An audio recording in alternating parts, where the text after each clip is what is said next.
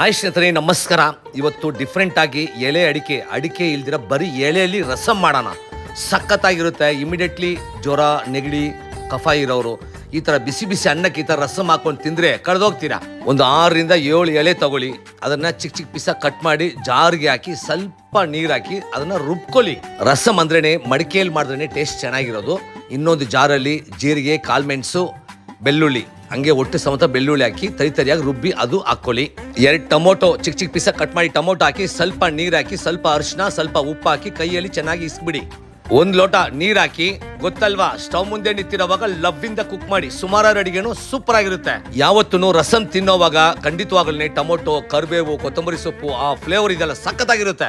ಚಿಕ್ಕದಾಗಿ ಒಗ್ಗರಣೆ ಮಾಡ್ಕೊಳ್ಳೋಣ. ಸ್ವಲ್ಪ ಎಣ್ಣೆ, ಸಾಸಿವೆ, ಒಣಗಿರೋ ಮೆಣಸಿನಕಾಯಿ, ಬೆಳ್ಳುಳ್ಳಿ, ಕರಿಬೇವು.